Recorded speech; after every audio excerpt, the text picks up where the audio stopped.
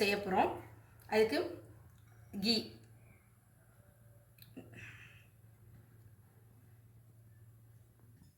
நெய் காஞ்சிருச்சு.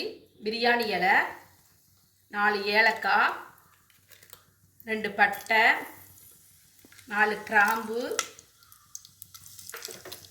இது எல்லாத்தையும் நல்லா வதக்கிக்கணும்.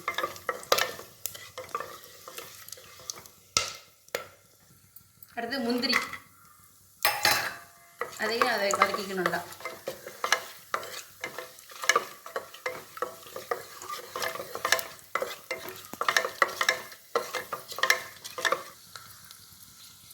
வெங்காயம், 2 பச்சை மிளகாய்,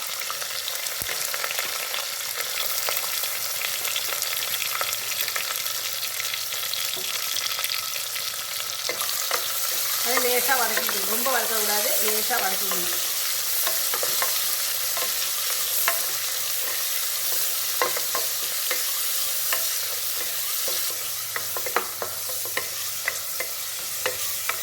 இந்த அளவுக்கு வெங்காயம் வதங்கினா போதும். அடுத்து இஞ்சி பூண்டு விழுது, அதையும் நல்லா வதக்கிக்கணும்.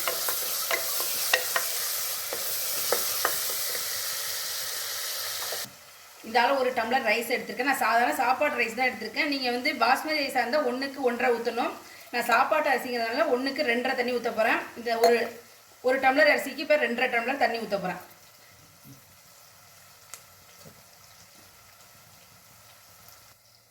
2.5 டம்ளர் தண்ணிக்கு 2 டம்ளர் தண்ணியும் 1/2 டம்ளர் தேங்காய் பாலும் ஊற்ற போகிறேன். நான் 2 டம்ளர் தண்ணி, 1/2 டம்ளர் தேங்காய் பால்.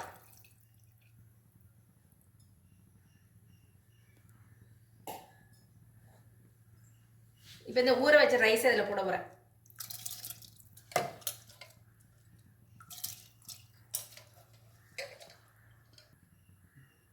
ரைஸ்க்கு தேவையான உப்பு,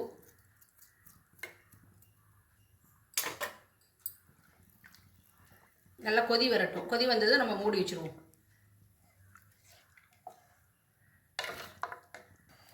கொதி வந்துட்டு கொஞ்சம் பச்சை கொத்தமல்லி,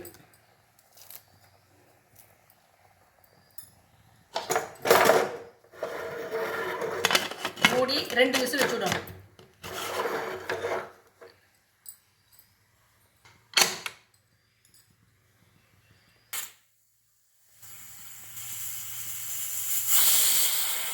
இப்போ கீ ரைஸை ஓப்பன் பண்ணி பார்ப்போம்.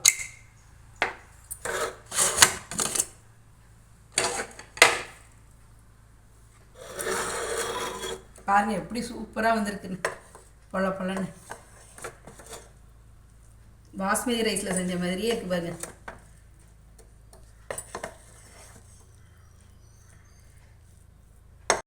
Key rice with white kurma ready. அப்படியே இந்த ஒயிட் குருமாவை எடுத்து இந்த கீ ரைஸில் போட்டு இப்படி எடுத்து சாப்பிடணும். அவ்வளோ டேஸ்ட்டாக இருக்கும்.